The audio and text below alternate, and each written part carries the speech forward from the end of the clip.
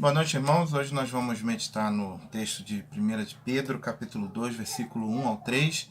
Eu convido a você a estar fazendo a leitura comigo. 1 de Pedro, capítulo 2, versículo 1 ao 3. Despojando-vos, portanto, de toda maldade e dolo, de hipocrisia e inveja, e de toda sorte de maledicência, desejar ardentemente, como criança recém-nascida, o genuíno leite espiritual, para que por ele vos seja dado crescimento para a salvação, se é que já tendes a experiência de que o Senhor é bondoso. Nós vamos ouvir um cântico e logo depois eu estarei voltando pregando esse texto para edificação dos vossos corações. Que Deus abençoe a todos.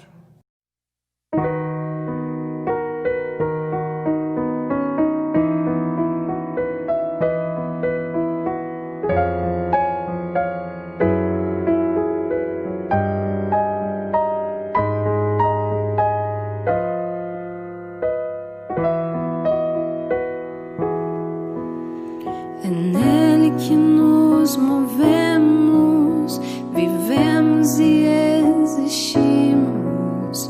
É nele, é nele.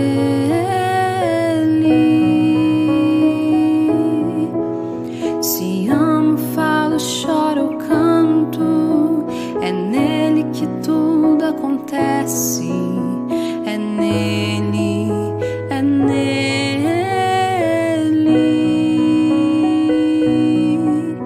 Batidas do meu coração dependem desse maestro, e até o ar que eu respiro é ele mesmo quem me dá. Em volta da mesa com os meus, celebro com vinho a vida. É ele quem dá gosto a tudo, com ele a alegria sempre está.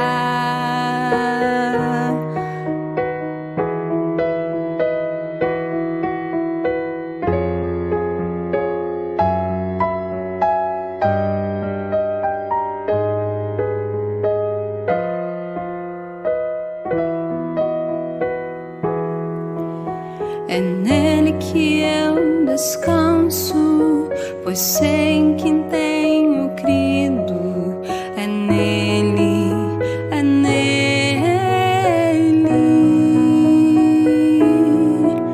Fui salvo por sua graça, eu trago comigo essa glória.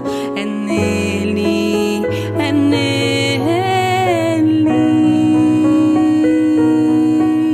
Arrasto por onde vou correntes de amor eterno, e grito ao universo inteiro: quem dele vai me separar? Silêncio na terra e mar, silêncio nos mundos distantes, pois nada me arranca dos braços daquele que me amou primeiro.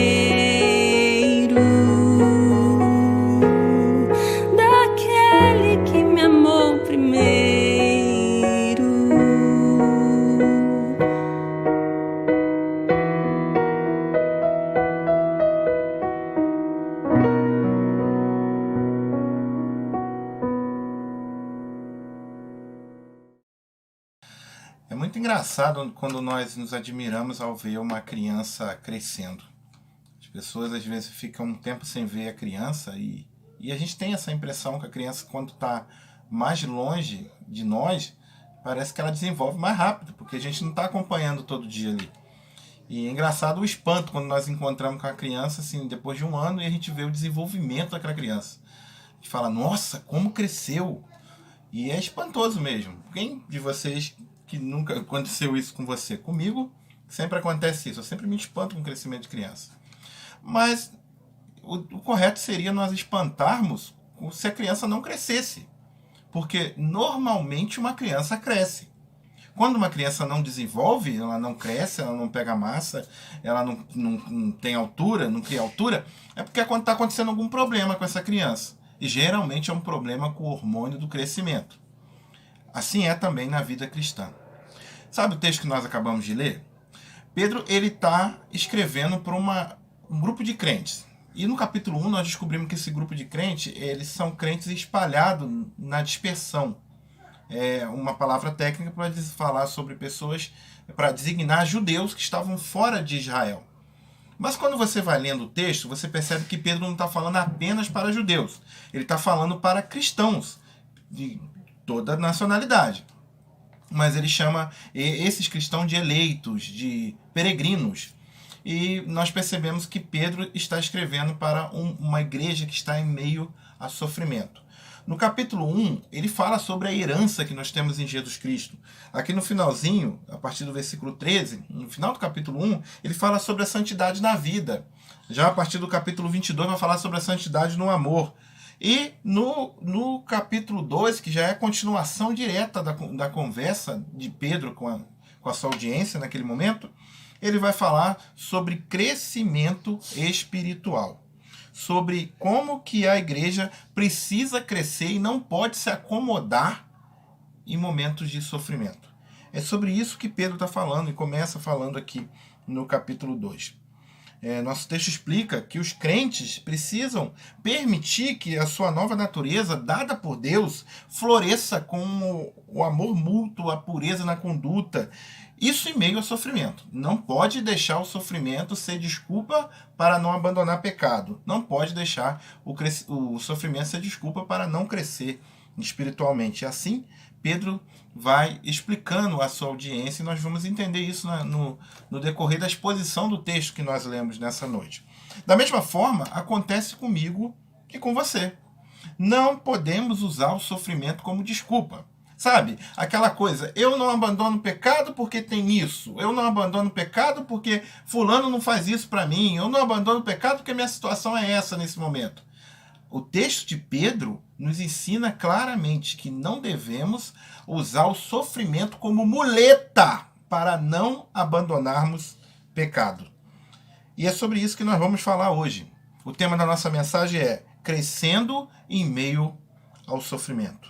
Eu peço a você que volte seus olhos para o versículo de número 1 e leia comigo o seguinte texto. Despojando-vos, portanto, de toda maldade e dolo, de hipocrisia e inveja e de toda sorte de maledicências. Eu estou em 1 de Pedro, capítulo 2, versículo 1. Vamos começar então. A palavrinha aqui importante para nós é a conjunção portanto. Isso está remetendo a algo que veio anteriormente, e aí nós vamos entender o contexto anterior da passagem. Pedro está falando sobre santidade.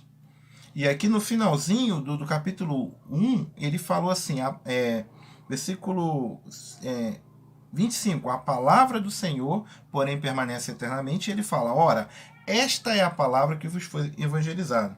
No versículo 22, tendo purificado a vossa alma pela vossa obediência à verdade, tendo em vista o amor fraternal não fingido, amai-vos de coração uns aos outros ardentemente. E lá no 25 vai dizer que quem cria essa possibilidade é a palavra de Deus. Ele fala aqui, a palavra que vos foi evangelizada. Então esse, portanto, está remetendo ao que Pedro falou anteriormente. E ele fala, por causa dessa palavra, por causa disso que aconteceu com vocês, por causa desse novo nascimento, por causa dessa regeneração que alcançou o coração de vocês, vocês têm que se despojar de toda sorte de pecados. E aqui tem uma lista de pecados. É interessante essa palavra, despojar-vos. Eu quero chamar a atenção dos irmãos a essa palavra. Despojar quer dizer deixar de lado o que te atrapalha de correr. Imagina você numa corrida com as vestes daquele tempo, que era a túnica, né? E eles tinham que correr com aquela roupa lá na canela. Então se levantava até o joelho para poder correr. A ideia de despojar é deixar de lado aquilo que está atrapalhando na sua corrida. E ele o apóstolo Pedro vai mostrar para nós o que é que a gente precisa deixar de lado. Ele dá uma lista de 5 pecados aqui que precisamos entender. Primeiro é toda a maldade. Ele fala assim, toda a maldade, aquilo que te leva a criar um prejuízo na vida do outro. E dolo, ou seja, culpa culpa. Muitas vezes nós sofremos inocentemente, mas é possível de nós sofrermos por causa de que temos culpa. E Pedro está falando aqui, deixe de lado toda a culpa. Ele continua dizendo, hipocrisia. Essa palavra vem do teatro grego. É quando o hipócrita seria um ator. Tinha uma máscara, usava uma máscara para poder desenvolver um personagem. Então o termo hipocrisia diz respeito àqueles que mostra para você uma cara naquele momento e na verdade está pensando outra coisa. É o famoso duas caras. E Pedro está falando, largai a hipocrisia. A inveja. Inveja é o desejo que você tem pelas coisas dos outros. E é um pecado que ele está dizendo aqui que te atrapalha da sua caminhada cristã. E toda a sorte de maledicência. É o falar mal. Sabe? A linguagem é você pensar mal do outro, falar mal do outro, mesmo que o outro não tenha culpa daquilo que você está falando. Então, meus irmãos, o que Pedro está falando aqui, ele está dizendo sobre aquilo que atrapalha na nossa caminhada. E eu fiz um resumo disso tudo que eu disse para vocês aqui para nos ajudar no entendimento. Pedro está ensinando que a vida do crente é um constante abandonar de pecados. É isso que ele está ensinando. Que a vida do crente é um constante abandonar de pecado. E Pedro ele está em concordância com o que o apóstolo Paulo disse aos Colossenses, capítulo 3, versículo 8, quando ele diz assim, agora, porém, despojai-vos, e usa a mesma palavra, quase que não sai, né? Despojai-vos igualmente de tudo isto. E ele dá uma lista de pecados também. Ira, indignação, maldade, maledicência, linguagem obscena do vosso falar. Engraçado que ele usa alguns pecados que Pedro falou, Paulo fala, maledicência está ali no meio. E ira, tá? Não foi falado lá, mas é algo que nós temos que lutar muito nessa vida. E Pedro está em concordância com o pensamento de Paulo, os dois inspirados pelo Espírito Santo de Deus, falando que devemos abandonar pecados. Isso nos leva a entender que novos valores morais acompanham a nova vida, como disse o reformador João Calvino. Por quê? Porque esses pecados, meus irmãos, atingem o relacionamento. E como Pedro está falando para a igreja, ele está dizendo para cada um combater o seu pecado, porque o pecado particular de um atinge toda a igreja. Esse é o primeiro ponto, meus irmãos, desse nosso texto. E eu vou caminhar um pouquinho para a segunda lição. A primeira lição, então, do nosso texto, colocando de lado a antiga vida. É assim que o crente cresce em tempos de sofrimento. Agora vamos ver uma segunda lição que Pedro fala aqui para os irmãos. O crente cresce em tempos de sofrimento desejando o alimento espiritual. Olha o que diz o versículo de número 2. Desejai ardentemente, como criança recém-nascida, o genuíno leite espiritual. Aqui está o coração do nosso texto, porque aqui tem uma ordem, tem um imperativo aqui na língua grega. E esse imperativo nos dá uma ordem de desejar com todas as nossas forças, e é algo positivo. Não é algo negativo, não é um desejo por coisas supérfluas, não. É como se a figura que se usa aqui é a figura de um recém-nascido que nasce com fome e não quer saber de mais nada no seu leite da sua mãe. E essa é a figura que o apóstolo Pedro está usando. Como recém-nascido, vocês precisam querer o genuíno leite espiritual. Interessante que na língua grega existe um trocadilho aqui. Adiante ele falou, para não desejar o leite, despojar de todo o dolo. E aqui quando ele fala leite genuíno, na língua grega, a palavra genuíno, desejar ardentemente com criança o genuíno leite espiritual, para que por ele vos seja dado o crescimento para a salvação. Então, quando aqui fala genuíno, lá na língua grega a palavra é adolo, né, que seria um trocadilho com a palavra dolo. Ou seja, você vai abandonar o dolo e você vai querer um leite adolo, um leite genuíno. É essa a ideia que o apóstolo Pedro está fazendo aqui, um trocadilho aqui que só aparece quando nós analisamos na língua grega. E ele também está dizendo que essa criança, né, a figura que ele está usando, deve desejar esse leite espiritual para que lhe vos seja dado crescimento para a salvação. Aí você me pergunta, presbítero João, mas você é calvinista? Você fala que a salvação foi dada por Deus e que o diabo não toma a salvação da mão do crente. Como é isso? Então tem que desejar o leite genuíno para a salvação. Lembre-se de que nós estamos falando aqui de santificação.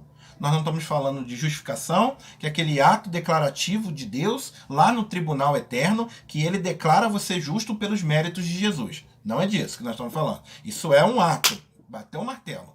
Nós não estamos falando de eleição, que é algo que Deus fez com a Santíssima Trindade antes da fundação do mundo. Nós não estamos falando de adoção, que é a doutrina maravilhosa, a doutrina que diz que nós somos feitos filhos de Deus. Nós estamos falando da santificação, que é o processo que começa no momento em que você é regenerado e só vai terminar quando Jesus voltar. É por isso que os salvos têm que abandonar pecado. É por isso que o salvo não se conforma com uma vida de pecado, porque ele está vivendo constantemente abandonando esses pecados. O professor no seminário fala que o crente precisa tomar posse da sua salvação. O que é tomar posse da sua salvação? É você todo dia abandonar pecados. O que é tomar posse da salvação é o processo da santificação. E esse processo de santificação se dá no momento em que nós passamos a desejar ardentemente, como criança, o genuíno leite espiritual. E o que é esse leite espiritual? Na língua grega também, meus irmãos, fica bem clara a palavra que ele usa aqui, que tem a ver com a mesma raiz da palavra. Quando ele fala leite espiritual, é a mesma raiz da palavra.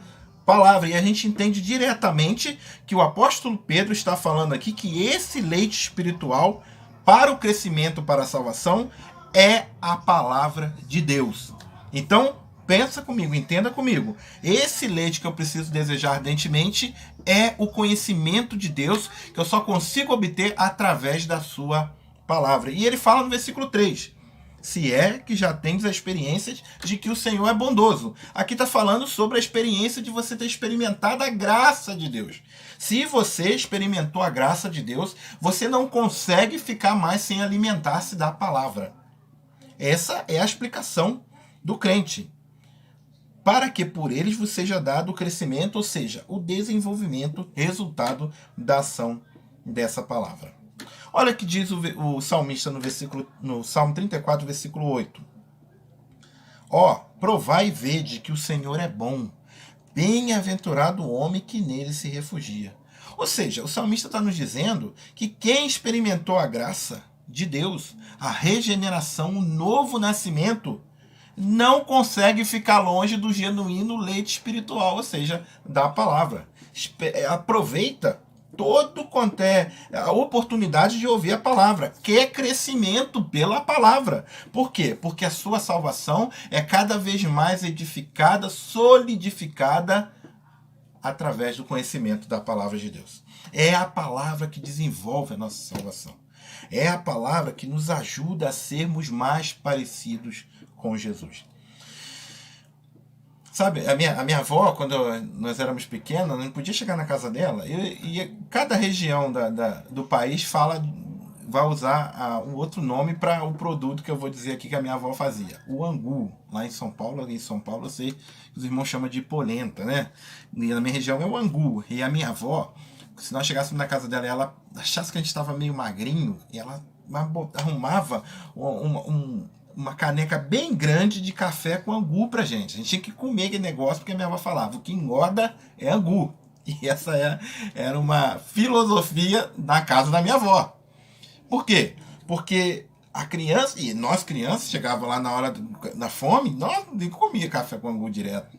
Eu não sei se você lembrar da sua adolescência. Olha, eu vou dizer pra você, quando eu tinha 16 anos, eu comia igual uma draga, igual uma reta escavadeira tirando barranco. Por quê? Porque o corpo ia pedindo, você estava ali numa fase de transformações e pedindo energia. O crente precisa querer se alimentar da palavra igual adolescente se alimenta de um prato de comida. Igual a criança se diverte com a mamadeira ou com uma boa lata de café com angu. Por quê? É assim que nós crentes desenvolvendo, nos alimentando. Muitos crentes estão subnutridos, desnutridos, por falta de palavra, por falta de conhecimento de Deus. O crente deve clamar pela palavra. Sabe aquela expressão bonita do Salmo? Como a corça suspira pelas águas, assim a minha alma suspira por ti. É assim que você, crente, precisa desejar a palavra de Deus, desejar ter contato com a palavra de Deus, aproveitando todas as oportunidades, porque isso vai trazer para a vida do crente um produto, um resultado, e esse resultado é santificação, é abandono de pecado. Isso, meus irmãos, esses dois pontos que nós levantamos aqui nesse texto, vai nos trazer algumas aplicações práticas, algumas lições que nós vamos aplicar na nossa vida. Primeira lição: os crentes vivem abandonando o pecado. Primeira coisa que você tem que aprender: crente vive abandonando o pecado. Crente não é perfeito, mas crente não se conforma em não ser perfeito. Vou repetir. Crente não é perfeito, não é um ser humano que não peca, mas crente não se conforma em viver na podridão do pecado. Vou repetir mais uma vez.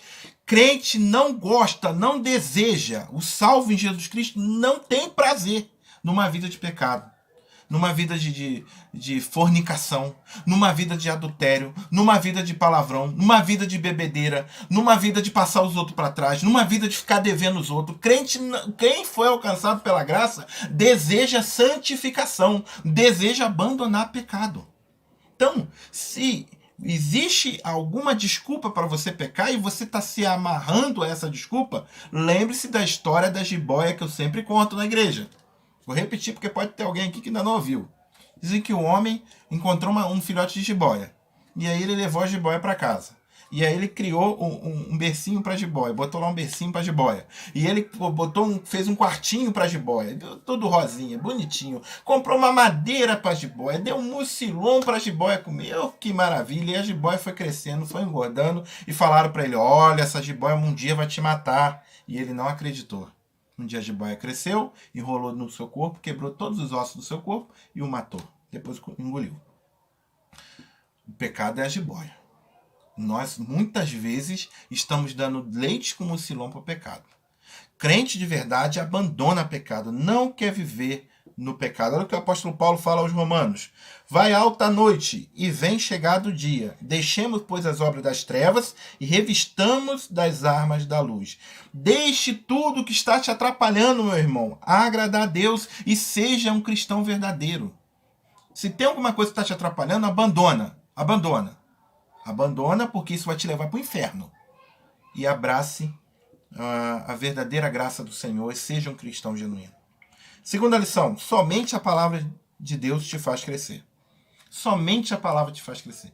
Ideias humanas, opiniões humanas, políticas, sociológicas, psicológicas, filosóficas, isso não vai fazer você crescer. Treinamento coach, teologia da prosperidade, revelamentos, né? Revelação é a palavra, né? Revelamentos que existe por aí. Aquele Deus manda te dizer: sai fora disso. Isso só vai te levar ao inchaço do seu ego. Essas coisas só massageiam o pecado da sua natureza. Você precisa de palavra. Bíblia. Entendimento bíblico. É isso que você precisa. Porque a Bíblia confronta o seu pecado. E se você é um crente, você abaixa a cabeça diante da confrontação da palavra. Agora, se você é um cabrito, você sai do aprisco. Ovelha abaixa a cabeça diante da correção do Senhor. Cabrito vai embora. Cabrito continua na podridão. Continua. Ovelha se corrige e se coloca debaixo da disciplina do Senhor, sabendo que o Senhor disciplina tanto quanto Ele ama. Olha o que o apóstolo Paulo falou a Timóteo: toda a escritura é inspirada por Deus e útil para ensino, para a repreensão, para a correção, para a educação na justiça, a fim de que o homem de Deus seja perfeito e perfeitamente habilitado para toda boa obra. Só a palavra pode te levar à maturidade. e a santificação. Leia a palavra, estude a palavra, medite na palavra, se delicie com a palavra. Sabe quando a gente come aquele belo doce de leite, aquele chocolate branco maravilhoso? É assim que você deve fazer com a palavra de Deus. Degustar com as maravilhas das doutrinas que tem nesse livro, do conhecimento que nos leva para a vida eterna. Uma última lição que eu tenho para passar para os irmãos nesse texto é a que diz: uma vez em Cristo, tudo muda. Tudo muda.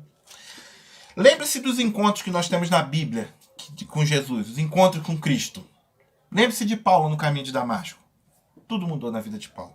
Lembre-se de Pedro na beirada da praia, quando ele encontrou Jesus ressurreto. Dali saiu alguém que foi um líder na igreja cristã. Tudo mudou na vida de Pedro. Lembre-se da mulher samaritana lá no poço de Jacó. Está lá em João 4. Aquela mulher conheceu, descobriu que diante dela estava ali o Messias, o Salvador, e ela largou tudo que ela tinha, ela foi anunciar que o Messias tinha chegado. Tudo mudou na vida daquela mulher. Lembre-se do endemoniado de Gadareno lá, que o Senhor Jesus tirou aquela legião de demônios da vida dele. Depois ele foi anunciar o Evangelho. Tudo mudou na vida daquele homem. Glória ao nosso Senhor. Se nada mudou na sua vida, deixa eu te falar uma coisa. Você precisa ter um encontro real com Jesus. Você ainda não teve um encontro real com Jesus. Se você vive do jeito que você vivia antigamente, você ainda não teve um encontro real com Jesus. Porque quando nós encontramos com Jesus, tudo muda na nossa vida. Se você ainda não mudou nada na sua vida, você precisa encontrar com Jesus agora. Por quê? Porque ele está aí junto com você. É a ele que você deve confessar os seus pecados. É a ele que você deve dizer que aceita como Salvador. Então, é com você e ele. Ele só te pede que você se arrependa dos seus pecados e tenha fé nele para a salvação. E por causa desse arrependimento e dessa fé, você viva uma vida em novidade aqui nesse mundo, aguardando o dia que ele vai voltar para nos levar para morar com eles. Só em Jesus você pode encontrar esperança nesse tempo de crise. Esperança para a vida e para a morte. Para hoje e para o futuro. Para uma vida aqui, esperando o Senhor voltar para levar nós para novos céus e nova terra, onde habita a justiça, num lugar onde Ele nos enxugará dos nossos olhos todas as lágrimas. Eu concluo, meus irmãos, dizendo aos irmãos que possamos nos alegrar e não se admirar quando vemos o crescimento na nossa vida.